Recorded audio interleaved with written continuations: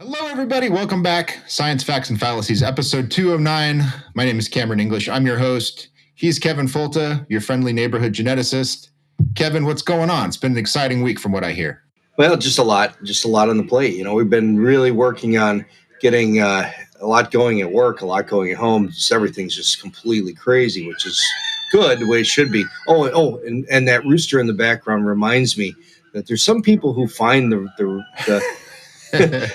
the pastoral scene in the background to be distracting and problematic, and for that we apologize. I should have my office back to normal pretty soon. So once we get that assembled, then we're good. But I still have people visiting and visiting. When does a visit become living here? I have unanticipated roommates from abroad that should be here for a little while longer. So I'll get my office back. So tolerate the chickens. Think about I don't know. Think of them as a happy addition to a more pastoral podcast. Yeah. See, the Russians had to go and invade a neighboring country, and it screws up everything for everybody, including us trying to do our podcast. So.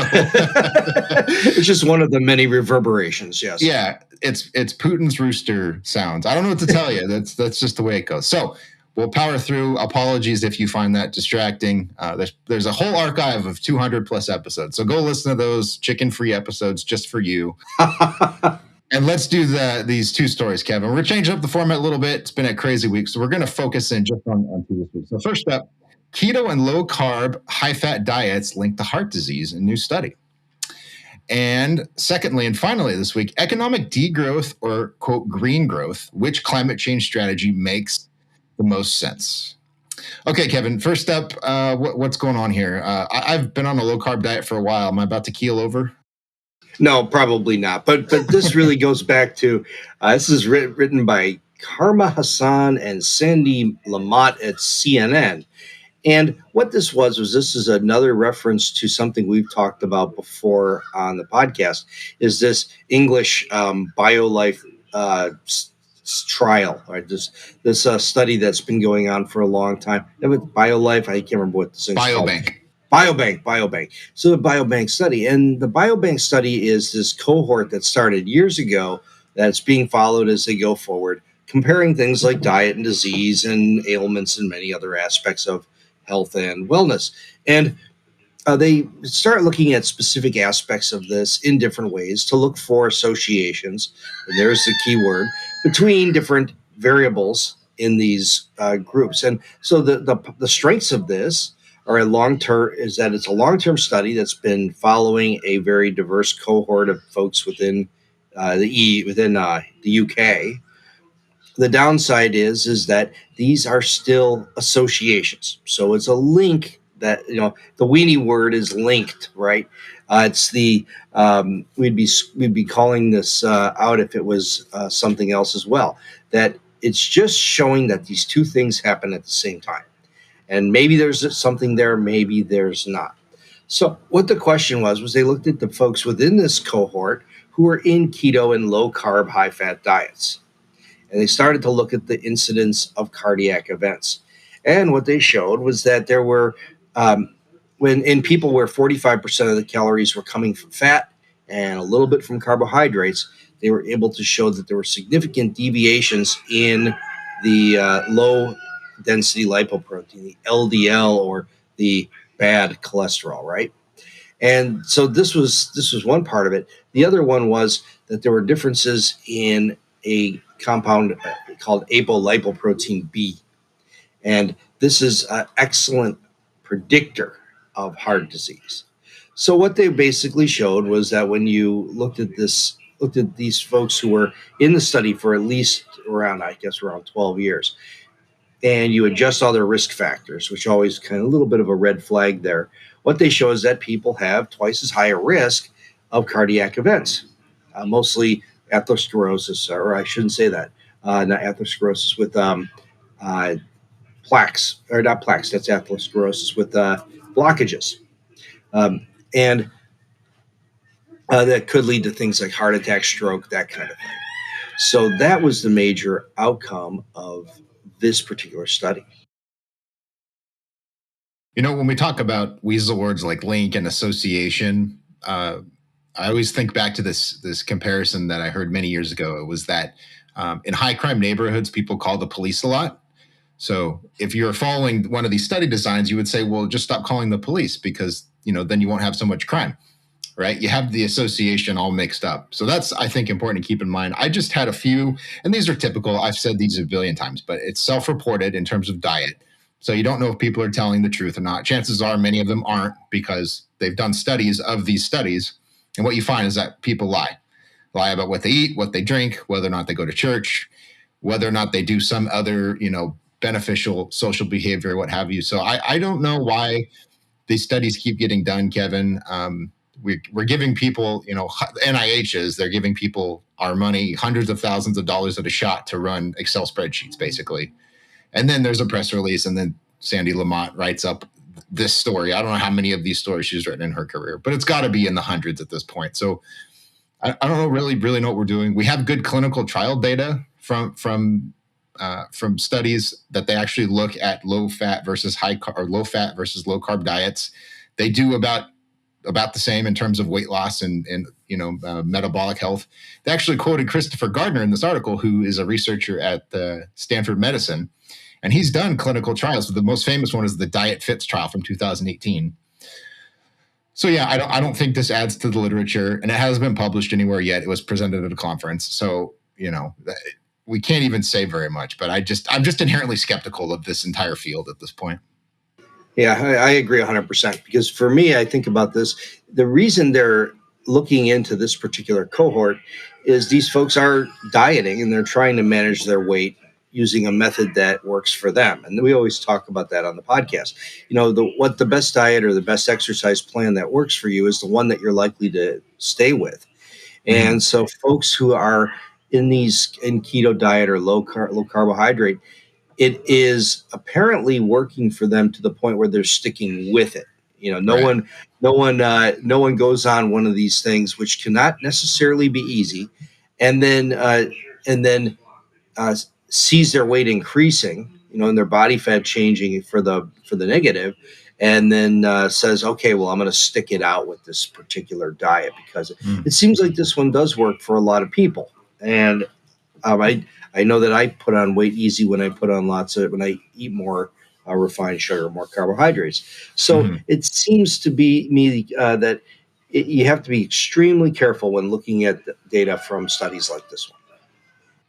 Yeah. And I believe you mentioned it, that 25% of their calories came from carbohydrate. So if you're trying to get into ketosis, that's not going to do it. So that's another thing. I haven't seen the paper because it hasn't been published, but you're not really studying ketosis if you're looking at people who are getting that much of their diet from carbohydrate, because you're just not going to get into ketosis at that point. It's kind of like saying, I want to find out about binge drinking, so I'm going to study people who have 4 drinks a week, and based on that, it's like you can't do it. So anyways, I mean, it is what it is. So eat what works, like Kevin said. That's the best way to go about it. Okay, so let's move on, Kevin. Degrowth versus green growth. What is the story about?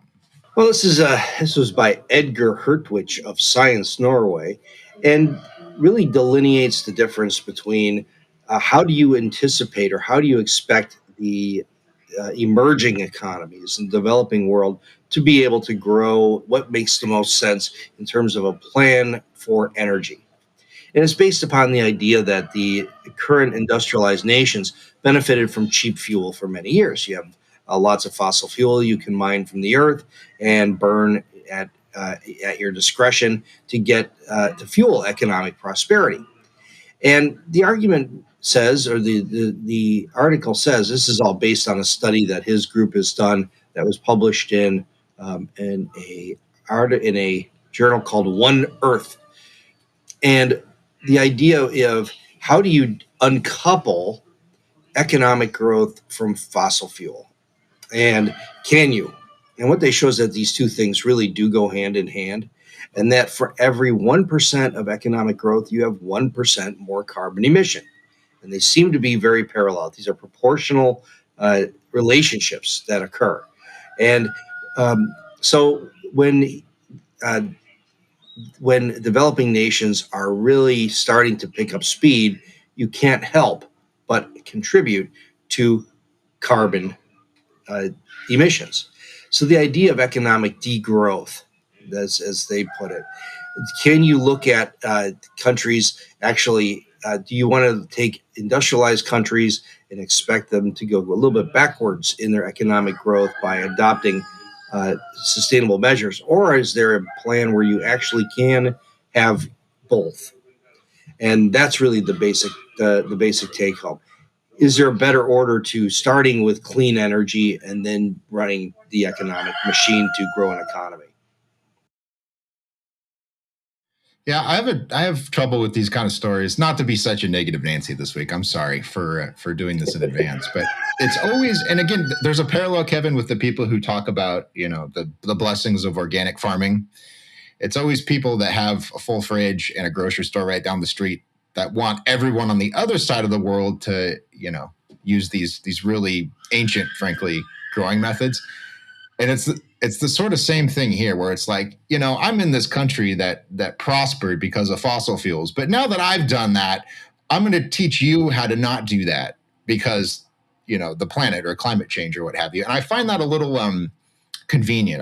What's that saying you have that farming is really easy when your plow is a pencil? Is that how that goes? Yeah, that was Dwight Eisenhower. Oh, okay. We'll see. Well, see, you're good company then if Dwight Eisenhower said that. But you get what I'm saying, right? I mean, sure. Right now we are dependent upon fossil fuel provided electricity. My computer here is made of plastic, which is made derived from fossil fuels. So I find the baseline of the argument a little unconvincing in that I'm proof of how this thing works, but don't do it. And I could see why India or China or some other nation that's probably just a little bit behind them would go, no, I'm gonna burn fossil fuel until my population has a standard of living that's at least comparable to the West. What do you think about that? Yeah, I see your point, and I get that. I think that does make some sense. I think the difference is that when you're talking about doing farming the way we say to do it over here, you're actually stepping backwards in the way that you're doing it. Okay, you're going backwards to make less efficient farming per acre. We know that already. Land use increases. I mean, any organic farmer will tell you it takes more labor and more time and more dollars to do it, more inputs. But this has a unique opportunity here in that if there was a way that there was investment from the industrialized world in emerging economies to decarbonize, and maybe they could be so rather than foisting this upon them as this is the way that you should do it according to us. Look at us, we did it the other way. Really looking at it as an opportunity. Are there ways that your economy can first set up on nuclear or solar, tidal, whatever, geothermal? Is there a way that you can start out that way?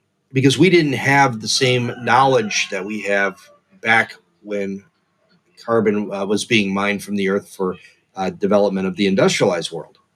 And with that, previous knowledge, plus a lot of understanding of how to use nuclear correctly and incorrectly, it really is an opportunity for the developing world to seize these new strategies to become leaders in this area. And especially countries that are, I wouldn't say at the bottom edge, not in necessarily emerging economies, but look at countries like India and China, which in a way are leaders in the world in a lot of ways. Can they really start to implement these technologies on a broader scale? And China's done that. The Three Gorges Dam powers about a third of the country's electricity needs. So they have found ways to do these massive government projects which do invest in renewable resources. Or I don't know if that's renewable. I guess it is. It's a non-carbon resource. It's renewable as long as the water keeps flowing, but but it's really just kind of the whole article is just kind of as you say, it's a little bit uh, condescending in that, well, we did it this way, you should do it the other way. But it really does say that this is an opportunity for emerging economies to maybe take on alternative strategies. Maybe. And again, I could be just reading into it, but it was just the last sentence that says basing development on coal and oil and changing industrial structure afterward is harmful to the environment and economically wasteful and politically challenging. It is wiser to change the sequence, clean up first and then invest in development. Okay, if you say so, I guess, because the other aspect of this is that economic development gives you the resources to invest in an EPA or in some sort of a technology that's going to reduce your carbon output. So any country can pass a law that says, our CO2 emissions must be at this level forever and ever, amen. And it's just a piece of paper. If you don't have the resources and the willpower to do it, it doesn't matter. So I mean, it seems like nuclear is viable if you can get the political support to push it, but from country to country, I don't know how practical that is. I mean, here we have some nuclear power, but it's been relegated to obscurity because of all the rules we have. And then in terms of renewable energy sources, I mean, those have to be subsidized or they won't survive. So I don't know. I mean, maybe I can look into this more, but it just seems sort of like, we could make this work in a model, but, is this going to translate, I suppose, is the biggest question. I think it fits well with the way I always talk about climate and the way I think about carbon use, is that you're not going to stop people from doing what they're doing. I think that the use of carbon is what it is. We're going to have too many people driving to work in the industrialized world. You're going to have emerging economies want to burn the fossil fuels because that's what's cheap and available and it works. What it's going to take to change that is not restrictions and not penalties and not the decarbonization, laws. What it's going to take is innovation that allows us to leapfrog carbon and innovation that changes in the way solar storage, electricity storage, the way that we can improve nuclear power safety and regulation and disposal of its products. So those kinds of technologies will come. I think they will. I don't think it's going to be, gut check time for everybody to shut up and, stop using fossil fuels. I think it's going to be a time where we look at the opportunities in front of us by far outweigh the desire to use fossil fuels. So it's just a question of investing in technology and governments doing that. And I think that's kind of what's happening. And that's actually the latest legislation out of Washington with the Inflation Reduction Act. I went through that very skeptically and actually think one of its high points is the amount that it does invest in not just subsidies, but invest in creating changes, hardcore changes in renewable fuels and the renewable fuel use and ability to adopt. So those things together look like maybe the right way to create the change. Sure. One other thing that as we wrap up here, I want to add, just to sort of reframe the discussion a little bit, is that the weather has killed people forever. Extreme heat, extreme cold. Those are deadly because you don't have shelter and you don't have the technologies that keep you warm or keep you cool or allow you to grow food despite the elements. So let me see. This is a recent paper I looked at, but about a century ago, natural disasters, weather-related disasters, they killed more than 1 million people. And today it's somewhere between, depending on which estimate you look at, it's between 10 and 20,000 deaths per year.